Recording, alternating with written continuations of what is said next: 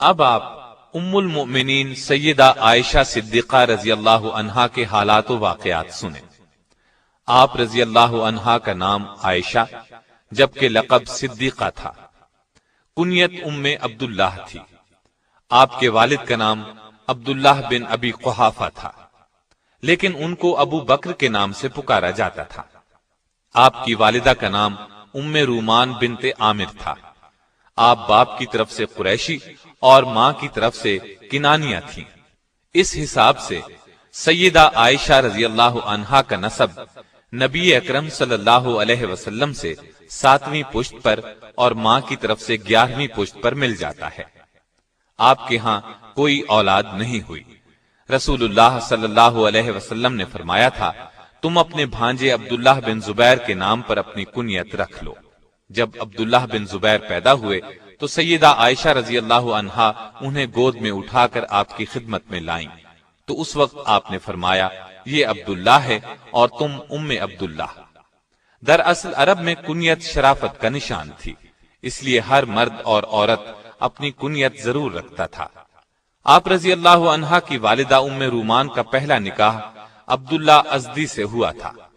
عبداللہ ازدی کی وفات کے بعد سیدنا ابو بکر کے نکاح میں آئے۔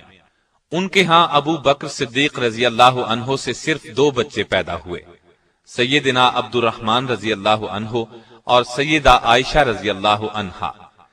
سیدہ عائشہ نبوت کے 4تھے سال پیدا ہوئیں۔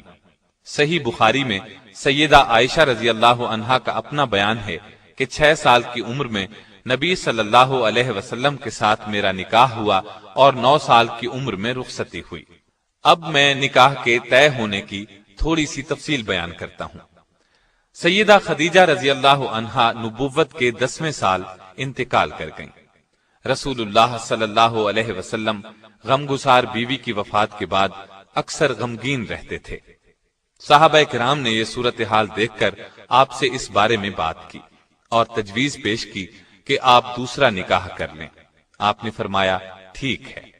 صحیح بخاری میں ہے کہ نبی صلی اللہ علیہ وسلم کی طرف سے عائشہ صدیقہ رضی اللہ عنہا کے ساتھ نکاح کرنے کا پیغام سیدہ عائشہ کے ولی اور والد سیدنا ابو بکر صدیق رضی اللہ عنہ کو پہنچا تو انہوں نے کہا، میں تو آپ صلی اللہ علیہ وسلم کا بھائی ہوں، تو عائشہ کا نکاح آپ سے کیسے ہو سکتا ہے؟ اس پر نبی صلی اللہ علیہ وسلم نے فرمایا، تم میرے دینی بھائی ہو، نسبی نہیں، لہٰذا میرے ساتھ عائشہ کا نکاح ہو سکتا ہے، وہ میرے لیے حلال ہے۔ اس طرح نبی صلی اللہ علیہ وسلم کے ساتھ عائشہ رضی اللہ عنہا کا نکاح ہوا اور حق مہر 500 درہم مقرر ہوا۔ نکاح بہت سادگی سے ہوا۔ سیدہ عائشہ فرماتی ہیں کہ نبی اکرم صلی اللہ علیہ وسلم نے ایک روز فرمایا، اے عائشہ، نکاح سے پہلے تم مجھے 2 مرتبہ دکھائی گئیں۔ جبریل ریشم کے کپڑے میں کوئی چیز لپیٹ کر لائے اور کہا، یہ آپ کی بیوی ہیں۔ میں نے کپڑے کو کھولا تو وہ تم تھیں۔ چنانچہ میں نے کہا، اگر یہ اللہ تعالیٰ کا فیصلہ ہے تو اللہ ضرور کرے گا۔ امام سہیلی نے الاجابہ میں لکھا ہے کہ اس میں شک نہیں، انبیاء کا خواب وہی ہوتا ہے۔ گویا بذریعہ وحی نبی صلی اللہ علیہ وسلم کو اس نکاح کے بارے میں بتایا گیا۔ نکاح کے بعد 3 سال تک سیدہ عائشہ رضی اللہ عنہا اپنے میکے میں رہی۔ ہجرت کے بعد انتہائی سادگی سے رخصتی ہوئی۔ اس وقت رسول اللہ صلی اللہ علیہ وسلم کے پاس ضیافت کے لیے دودھ کے ایک پیالے کے سوا کچھ نہیں تھا۔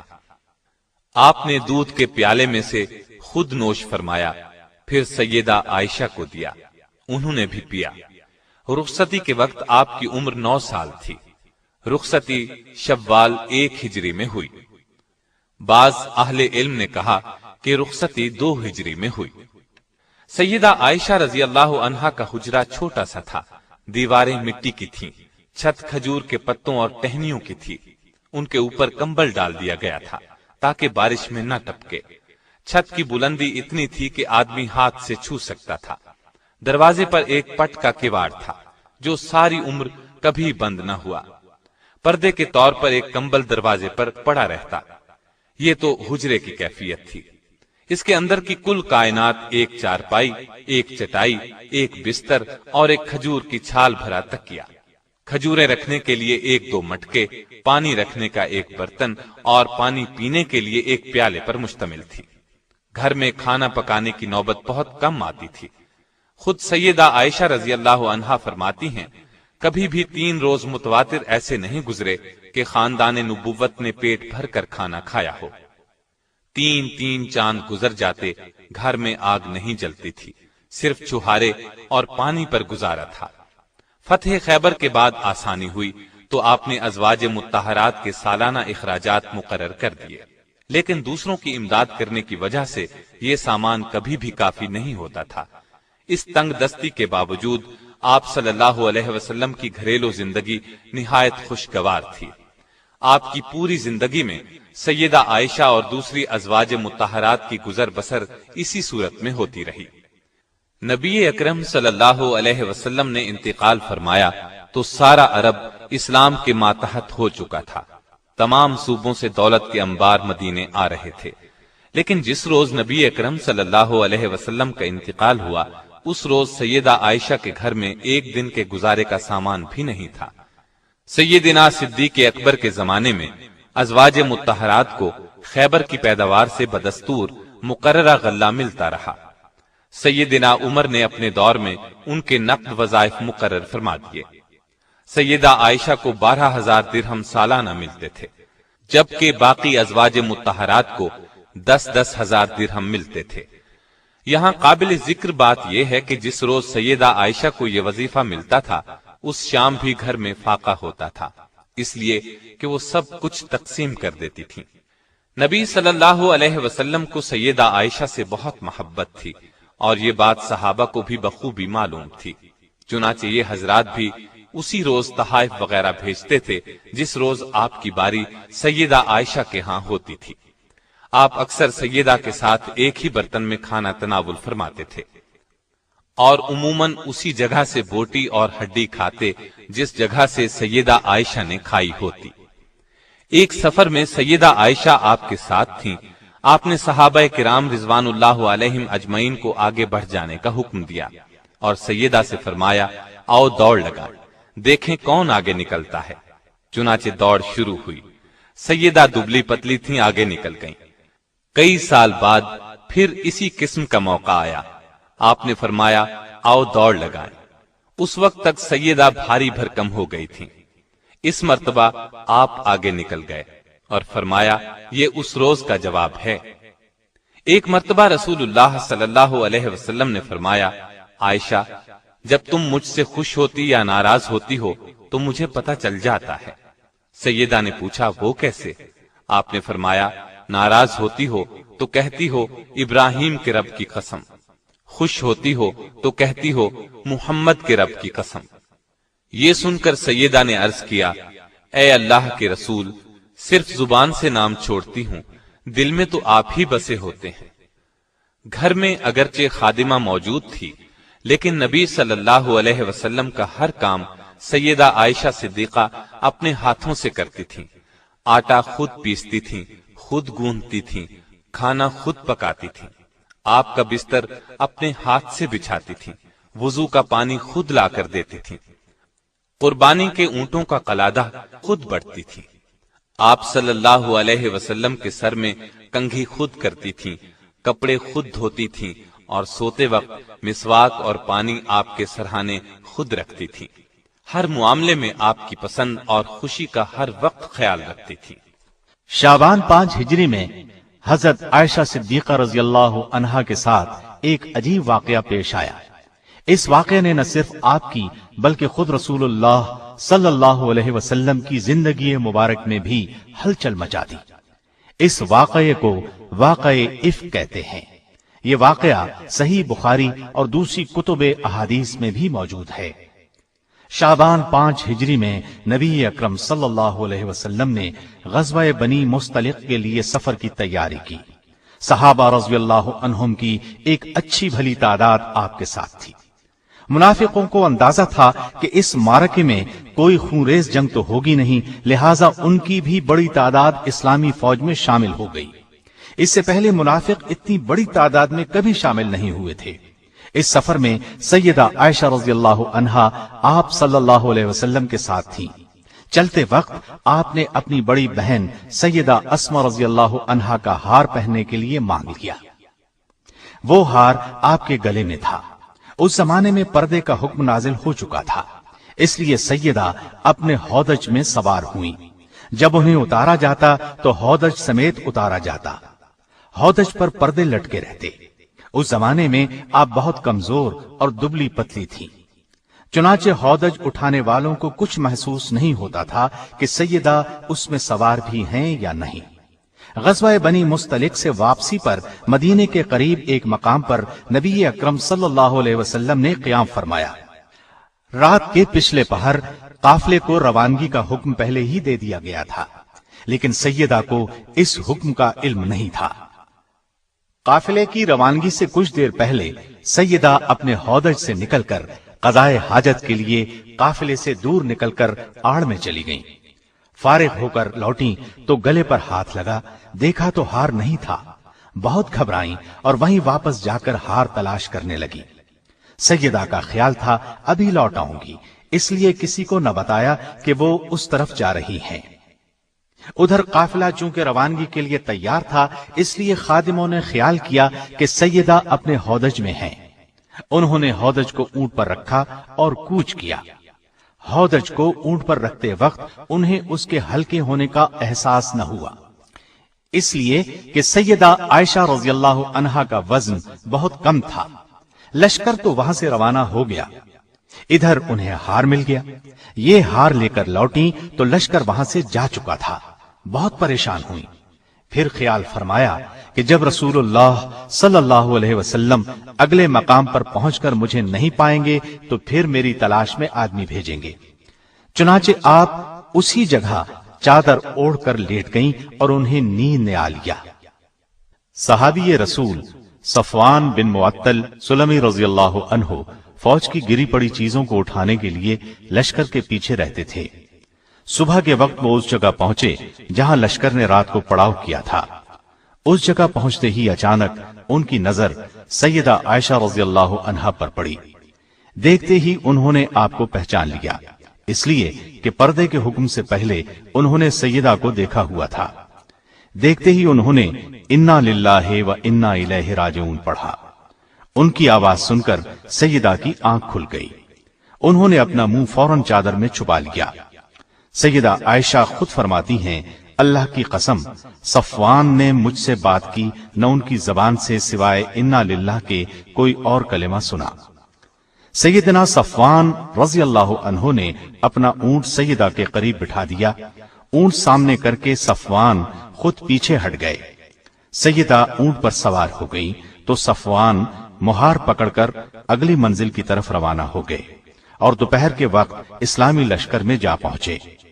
یہ ایک بالکل معمولی واقعہ تھا اور سفر میں اکثر ایسا ہوتا رہتا تھا، لیکن لشکر میں منافقین بھی موجود تھے، وہ بھلا یہ موقع ہاتھ سے کیوں جانے دیتے؟ انہوں نے سیدہ عائشہ رضی اللہ عنہا پر بددامنی کا الزام لگا دیا، گویا اب وہ پاک دامن نہیں رہی، نعوذ باللہ۔ مدینہ طیبہ پہنچ کر سیدہ بیمار ہو گئی۔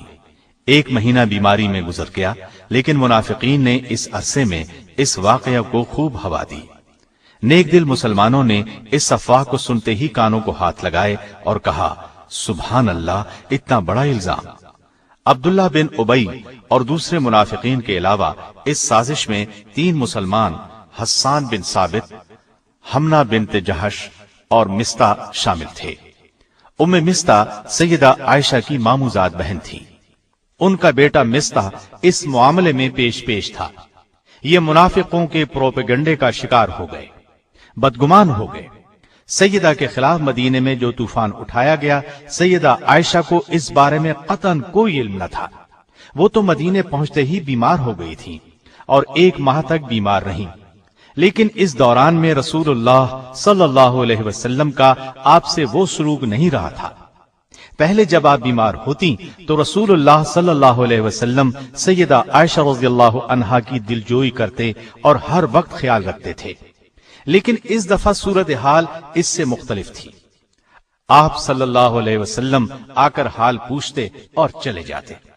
اس بنا پر آپ بہت پریشان تھی اور یہ چیز آپ کی بیماری میں اضافہ کر رہی تھی، لیکن وجہ ان کی سمجھ میں نہیں آ رہی تھی۔ سیدہ عائشہ رضی اللہ عنہا خود فرماتی ہیں، ایک دن میں اور ام مستح قضائے حاجت کے لیے جنگل کی طرف جا رہی تھی کہ راستے میں ام مستح کو ٹھوکر لگی۔ ٹھوکر لگنے پر انہوں نے اپنے بیٹے کو بد دعا دی۔ میں نے ان سے کہا، تم ایسے شخص کو کیوں بد دعا دیتی ہو جو بدر میں شریک ہوا؟ ام مستح نے کہا، اے بھولی بھالی، تمہیں اس قصے کی خبر نہیں؟ میں نے حیران ہو کر پوچھا، کون سا قصہ؟ تب ام مستح نے سارا قصہ کہہ سنایا۔ یہ سنتے ہی میرے پاؤں تلے سے زمین نکل گئی، مرض میں اور شدت آ گئی، لرزہ طاری ہو گیا، اس قدر صدمہ ہوا کہ جی چاہا کسی کنویں میں گر جاؤں۔ جب نبی کریم صلی اللہ علیہ وسلم تشریف لائے تو میں نے آپ سے اپنے والدین کے ہاں جانے کی اجازت چاہی تاکہ ان کے ذریعے سے تحقیق کروں۔ آپ صلی اللہ علیہ وسلم نے اجازت دے دی۔ میں والدین کے گھر آ گئی، اپنی ماں سے پوچھا، کیا آپ کو معلوم ہے لوگ میرے بارے میں کیا کہتے ہیں؟ ماں نے کہا، بیٹی تو رنج نہ کر، دنیا کا تو یہی طریقہ ہے، جو عورت خوش شکل ہو، خوبصورت ہو، اپنے شوہر کے نزدیک بلند مرتبہ ہو، دنیا اس سے حسد کرتی ہے، حسد کرنے والی عورتیں اس کے پیچھے پڑ جاتی ہیں۔ میں نے پوچھا، کیا میرے باپ کو بھی اس بات کا علم ہے؟ بولی، ہاں۔ میں نے پوچھا، رسول اللہ صلی اللہ علیہ وسلم کو بھی علم ہے؟ ماں نے جواب دیا، ہاں۔ اس پر میں نے کہا، اے ماں، لوگوں میں اس بات کا چرچا ہے اور آپ نے مجھ سے ذکر تک نہیں کیا۔ یہ کہہ کر میں رونے لگی، آنکھوں سے آنسو ابل پڑے۔ سیدنا ابو بکر رضی اللہ عنہ قرآن کی تلاوت کر رہے تھے، میرے رونے کی آواز سن کر آ گئے، وہ بھی رونے لگے اور میں تمام رات آنسو بہاتی رہی۔ سیدہ عائشہ رضی اللہ عنہا فرماتی ہیں کہ اس واقعے سے مجھے اس قدر بخار ہوا کہ میری والدہ نے گھر کے تمام کپڑے مجھ پر ڈال دیے۔ اگرچہ سیدہ عائشہ رضی اللہ عنہا کی بے گناہی واضح تھی، لیکن شریر لوگوں کے اس الزام سے رسول اللہ صلی اللہ علیہ وسلم بہت بے چین تھے۔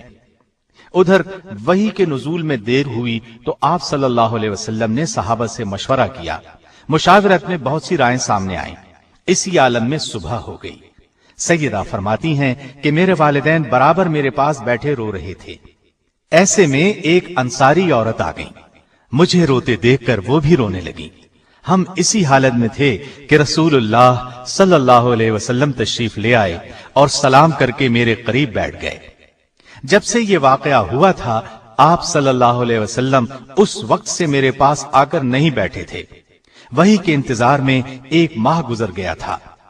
نزدیک بیٹھنے کے بعد رسول اللہ صلی اللہ علیہ وسلم نے فرمایا، اے عائشہ، مجھے تیری بابت ایسی ایسی خبر پہنچی ہے، اگر تو اس جرم سے بری ہے تو بہت جلد اللہ تعالیٰ اس سے تجھے بری کر دے گا، اور اگر تو نے کسی گناہ کا ارتکاب کیا ہے تو اللہ سے توبہ استغفار کر لے، اس لیے کہ بندہ جب اپنے گناہ کا اقرار کرتا ہے اور اللہ کی طرف رجوع کرتا ہے تو اللہ اس کی توبہ قبول کرتا ہے۔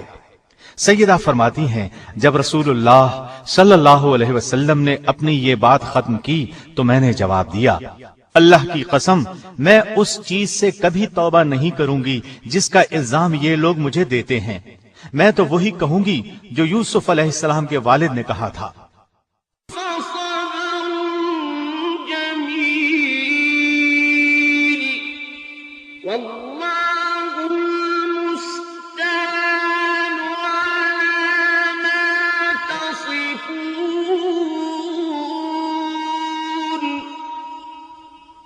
اور یہ کہہ کر میں بستر پر جا کر لیٹ گئی۔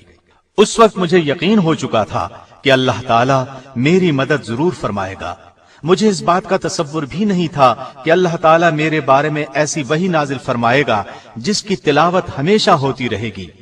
رسول اللہ صلی اللہ علیہ وسلم ابھی اپنی جگہ سے اٹھے نہیں تھے کہ اچانک وحی کے آثار نمودار ہوئے۔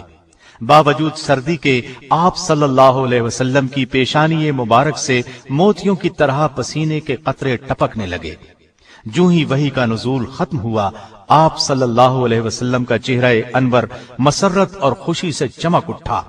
آپ نے مسکراتے ہوئے پیشانی سے پسینہ پونچھا، میری طرف متوجہ ہوئے اور پہلا کلمہ جو آپ صلی اللہ علیہ وسلم کی زبان مبارک سے نکلا وہ یہ تھا: عائشہ تمہیں خوشخبری ہو، بے شک اللہ تعالیٰ نے تمہاری برات نازل کی ہے۔ یہ سنتے ہی میری والدہ نے کہا، عائشہ اٹھو، اپنے خاوند کا شکریہ ادا کرو۔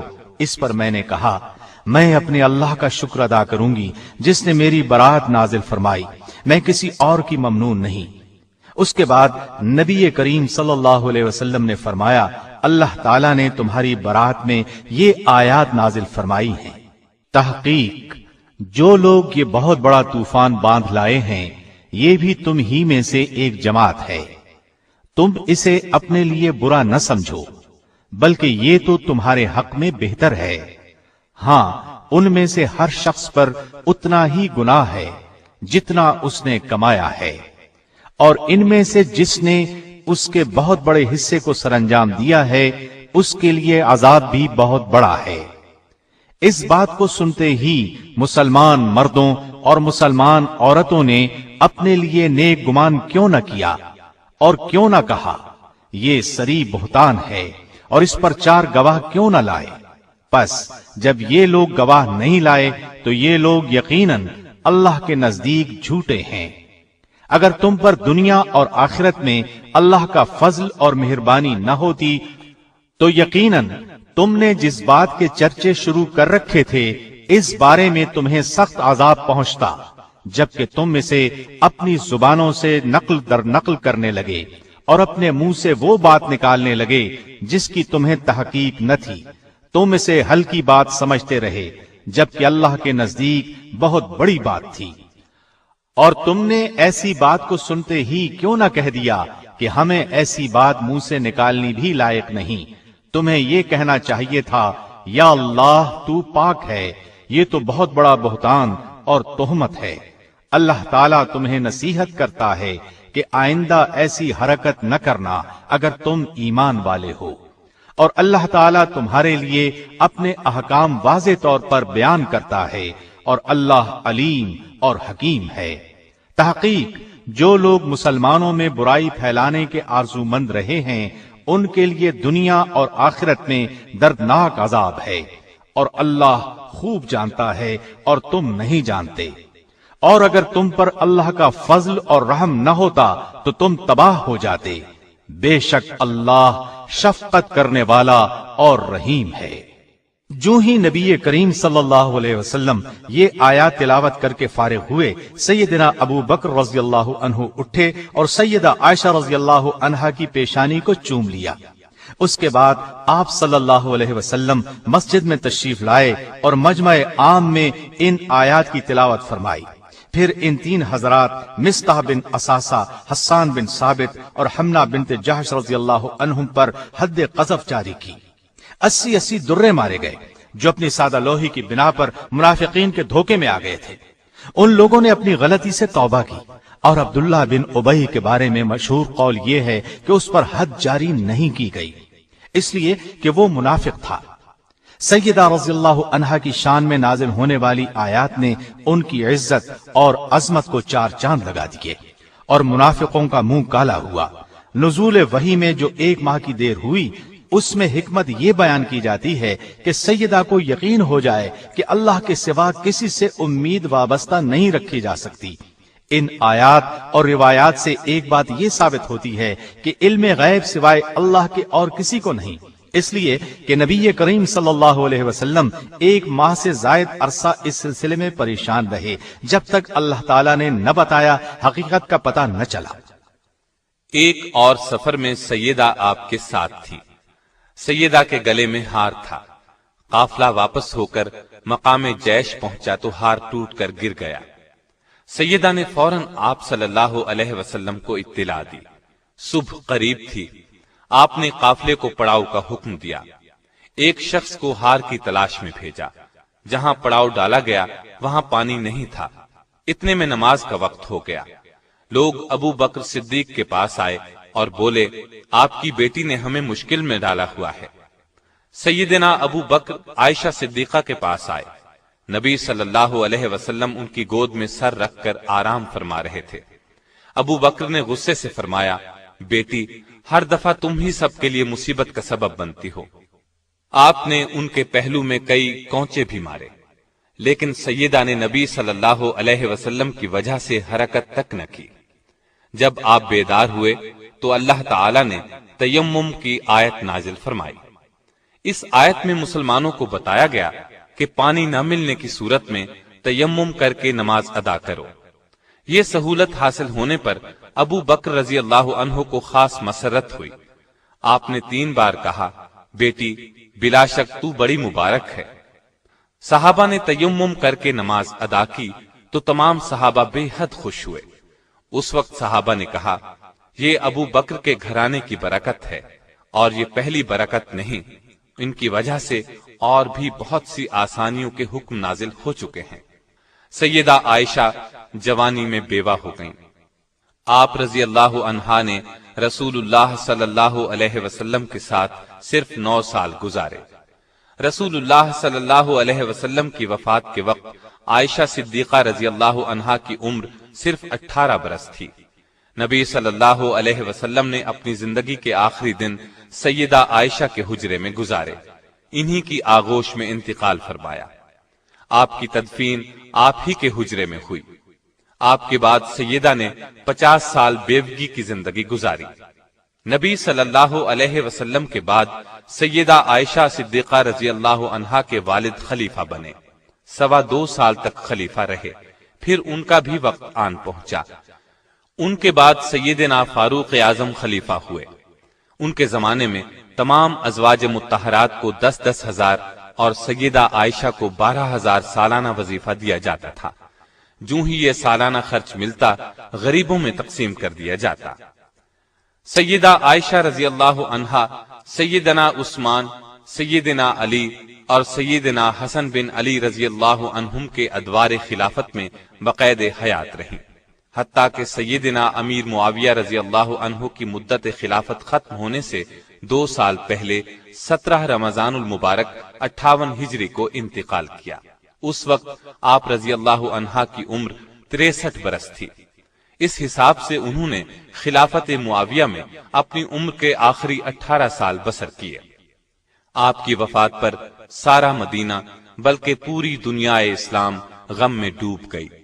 اللہ تعالی نے آپ کو اولاد مرحمت نہیں فرمائی۔ سیدہ عائشہ کے دل میں اللہ کا خوف کوٹ کوٹ کر بھرا ہوا تھا، اپنا سب کچھ خیرات کر دیا کرتی تھی، یہاں تک کہ روزہ افطار کرنے کے لیے بھی کچھ نہ بچاتی۔ نبی صلی اللہ علیہ وسلم کے ساتھ رات کو تہجد پڑھا کرتی تھی، اکثر روزے رکھتی تھی، حج کی سختی سے پابندی کرتی تھی، غلام آزاد کرنے کا بہت شوق تھا۔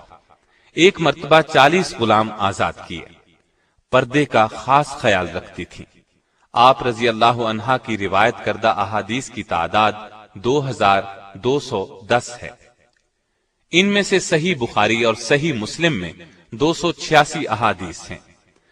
آپ رضی اللہ عنہا صرف قرآن اور حدیث کے علوم ہی نہیں جانتی تھیں، بلکہ تاریخ، ادب، خطابت اور شاعری میں بھی انہیں مہارت تھی۔ عورتیں اکثر ان سے مسائل پوچھنے کے لیے آتی۔